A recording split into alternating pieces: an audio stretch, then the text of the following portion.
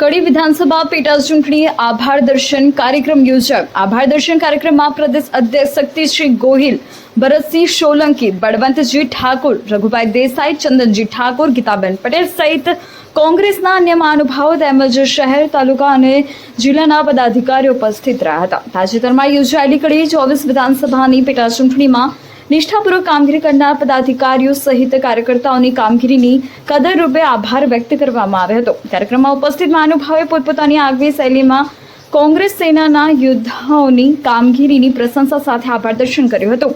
યોજાયેલી ચૂંટણીમાં કોંગ્રેસના કાર્યકર્તાઓના જોશ, જુસ્સા અને મક્કમ મનોબળ સાથે ભાજપને હંફાવનાર તમામ કોંગ્રેસી યોદ્ધાઓને બિરદાવવામાં આવ્યા હતા। સાથે સાથે આગામી તાલુકા પંચાયત, જિલ્લા પંચાયત કે નગરપાલિકાની ચૂંટણીઓમાં મક્કમતા અને મજબૂતાઈથી લડવા અને જીતવા હુંકાર કરવામાં આવ્યો હતો। 2027માં ગુજરાતમાં થનારી વિધાનસભાની ચૂંટણીઓમાં ભાજપને જંગી લીડથી હરાવીને હંકારા મુક્ત ગુજરાત બનાવવા રાહુલ ગાંધીજીની ચેલેન્જને પૂર્ણ કરવા આહવાન કરવામાં આવ્યું હતું। સમગ્ર કાર્યક્રમમાં નોંધનીય બાબતો એ હતી કે 95 વર્ષીય કહરુભા અને 98 વર્ષીય ખુમાભા નામના પીઢ કોંગ્રેસી વડીલોનું પણ સ્વાગત કરવામાં આવ્યું હતું। સત્તા, ધન, ધમકીઓ અને દાદાગીરીથી ડર્યા વગર તાનાશાહ ભાજપના હંકાર સામે નિડરતાપૂર્વક અડગ રહીને પોતાની ફરજ બજાવનાર તમામની કામગીરીને બિરદાવીને આભાર વ્યક્ત કરવામાં આવ્યો હતો। સાથે સાથે કુંડાળ મતદાન કેન્દ્ર પર મતદાન બાબતે થતી ગેરરીતિ રોકવા મેદાને આવનાર મહિલા જિલ્લા પ્રમુખ ડોક્ટર મેઘા પટેલની હિંમતને બિરદાવવામાં આવી હતી।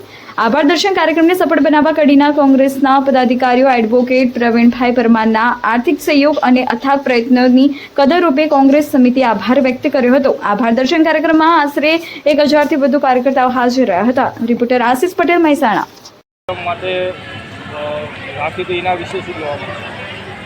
કાર્યક્રમ આભાર વિધિ માટે જ્યારે કડી પેટા ચૂંટણી, વિધાનસભાની પેટા ચૂંટણી જ્યારથી જાહેરનામું બહાર પડ્યું ત્યારથી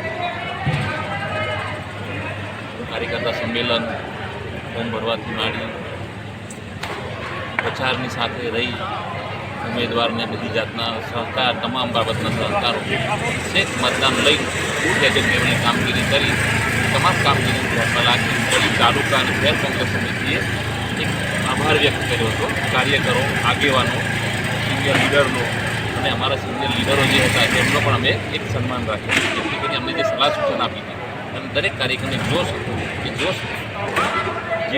જોશ આ વિધાનસભામાં બતાવેલું એના માટે અમે એક આભાર દર્શન કાર્યક્રમ 23મી જૂને પરિણામ જાહેર થવાનું છે, તો તેને લઈને શું કહેવા માંગુ?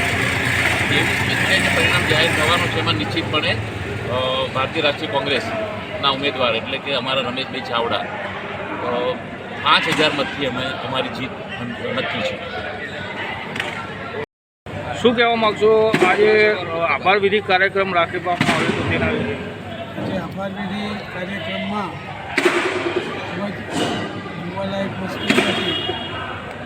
કોંગ્રેસ જે અત્યારે થોડી પહેલાંમાં હતી કે આજે મારા કુમાભા વખતે જે કોંગ્રેસ ચાલતી એવી મજબૂતાઈથી કોંગ્રેસ બેઠી થઈ ગઈ છે। કોંગ્રેસ સખત જોરમાં છે અત્યારે।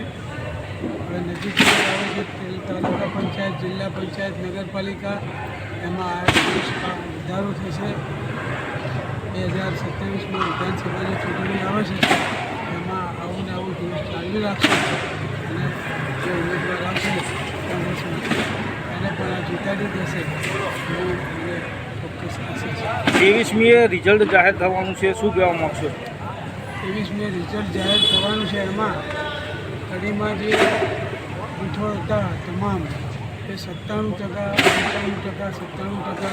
એમાં મતદાન થતું। આ વખતે એ 55% ઉપર આવી ગયું છે। 55% જ મતદાન થયું છે, એટલે ભાજપનું મતદાન બહુ નીચું થયું છે। અને એમાં પાછા મારા પટેલોને અને બીજા લોકો સાથે મારા બહુ ઘનિષ્ઠ સંબંધો છે, એટલે અમારા પણ મત એમાં મને પાછા એમાંથી પણ મત મળશે 5-10%, એટલે એમની જોડે ખૂબ જ માર્જિન નીચું જતું રહેવાનું છે અને જંગી નીચેથી જતું રહેવાનું છે।